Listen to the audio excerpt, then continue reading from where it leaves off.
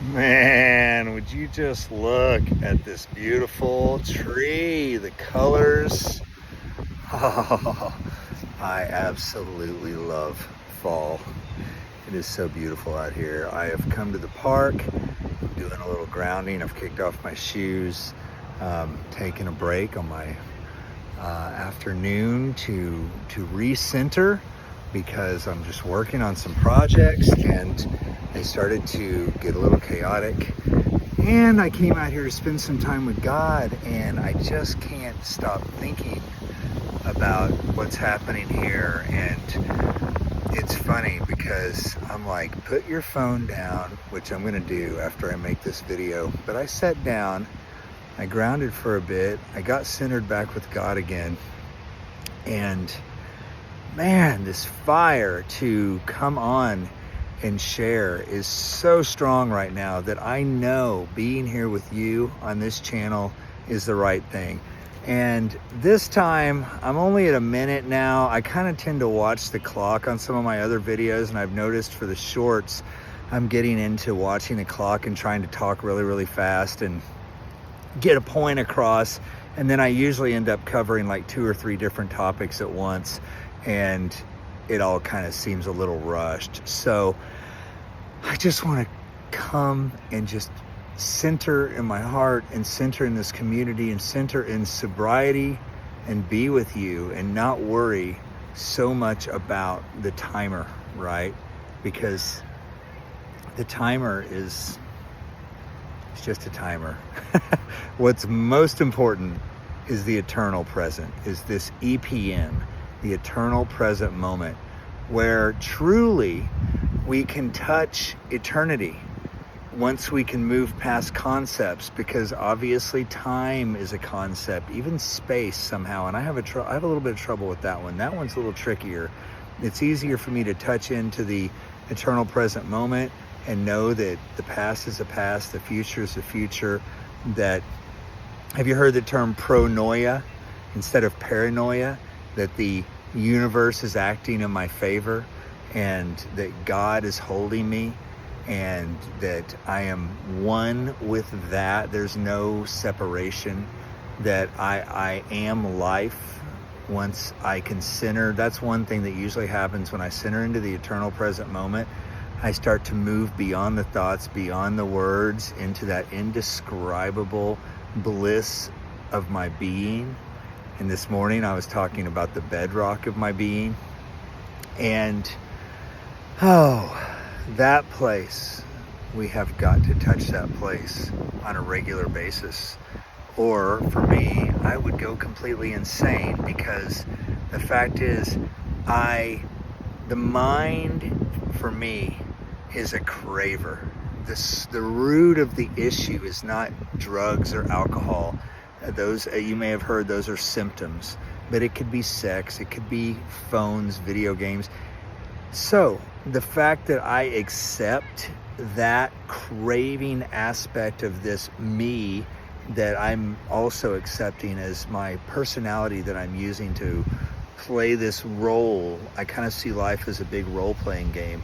I'm being this role in the world that I'm calling me, okay? And that me likes to have experiences. It likes to, I just realized it's kind of windy out here, so I'm going to try to cover the mic a little bit there.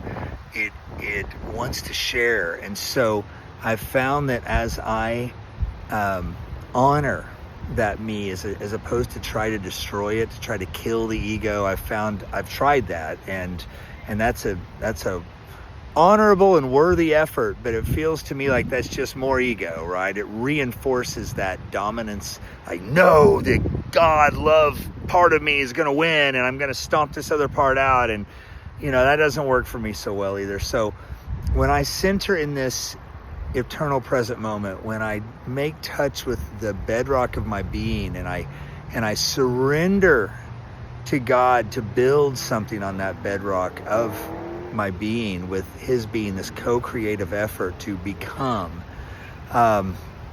then I start to turn my craving to healthier things. For instance, here we are. I'm making a video. I'm enjoying this. I'm in the park. I'm grounding. I'm praying. I'm connecting with God. That gives that same craving part of my mind something to connect to drink in, to imbibe. Yes. And so I like to think of it as drinking the divine wine, getting drunk on God. And that to me seems like that is perfectly okay and healthy even. So drink in more of that. I also wanted to touch on another thing I mentioned in the video earlier I posted today. Wizards of our reality.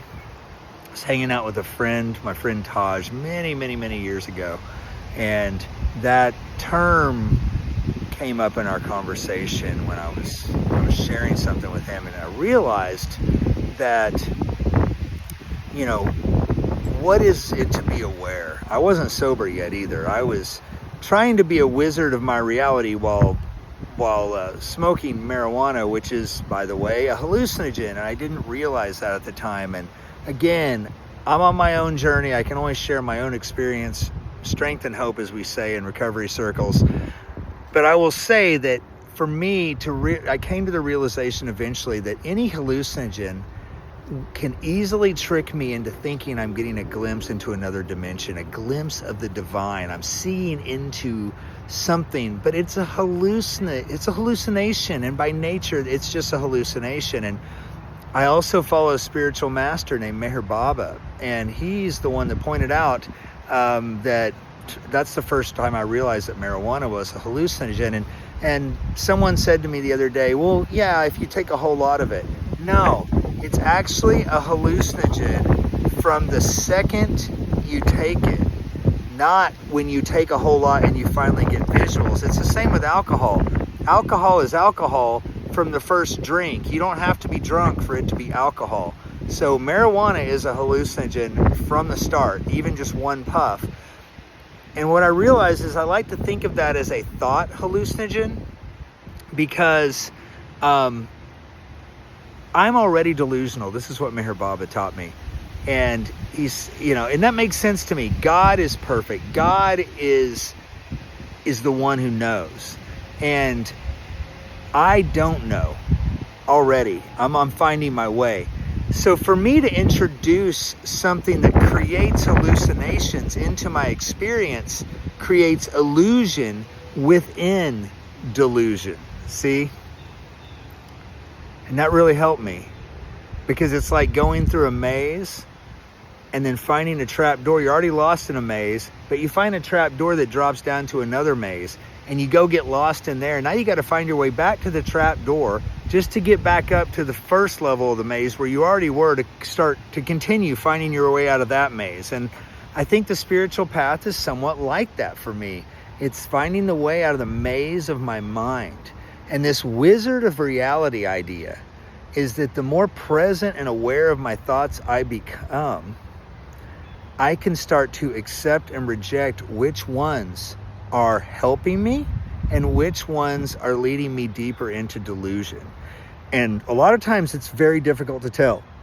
It's been said the road to hell is paved with good intentions, right? Well, yeah, sometimes I think I'm doing the right thing, but then I realized I made a wrong turn. And that takes a level of humility, which is also another aspect of awareness and sobriety. It is difficult to be humble when reinforcing the delusional framework of the ego, of tricking ourselves, even if it seems good to feel better about things. So as we become a wizard of our reality, we start to be able to co-create with Source and with God, higher power. What is that for you that humbles you enough to want to co-create with life itself? Because I can tell you, my personal experience and my personal belief is that source of life wants also to co-create with you. If you're a dancer, if you're an artist, even if you work with numbers and you love it, and you're an accountant or a lawyer and that's your thing, whatever it is, the source of life wants to experience that and needs the physical form and the relationships of duality and the appearance of division within true unity to experience that interplay of aspects of the divine interacting with each other here in this world, this dream world. And that is why it is a dream. And also, we can realize that our perceptions are just perceptions. And so we can try to replace those perceptions with another perception, like I'm talking about. But then we realize, well, that's just a perception too. And eventually, that futility of finding a perception that is true, because perceptions are objective, they're not subjective, right? They're objectifying something and trying to understand it in the mind, where a subjective experience is to have a direct experience with life, okay? That's where we're moving to. That's where all this is going. So eventually we have to accept that our perceptions are just that. They're just perceptions. And I'm looking for my dog right now. And they're fun. They're great. And if you can maintain the awareness that they're just illusions and stay with those perceptions, you will become a wizard of your reality, because you can stay centered in the eternal present moment, in the EPM, and become a sober seer, as I like to call it. A seer, like a wise seer, S-E-E-R. Look it up. I'll post something about it. It's like Gandalf or something from Lord of the Rings. So you become a wise seer that knows to take the perceptions with a grain of salt, the good ones and the bad ones, right? So if something's bringing you great joy and pleasure, just know this too shall pass. And if something's tormenting you and bringing you into a place of great misery, just know this too shall pass. But what is it that doesn't pass? The bedrock of your being. And that is where we will always land. And that is where we will always find God. And that is where I must surrender. And I am so grateful to be sober and simplifying my life instead of complicating it with as much clarity as possible, so that I can participate in creative acts such as this and connect with a community of like-minded people, which nothing makes me happier than that, because love can flow in relationships. Thank you for being here with me today. I hope this spoke to you, and if you made it this far, thank you. And if you haven't yet, please like, please subscribe, please help me grow this channel, and share it with a friend, and also connect with me. Feel free to DM me. I think that's available there. And if not, reach out through the comments. I'm checking it out. I will respond. And I love you. Thank you. Have a wonderful day. Take care.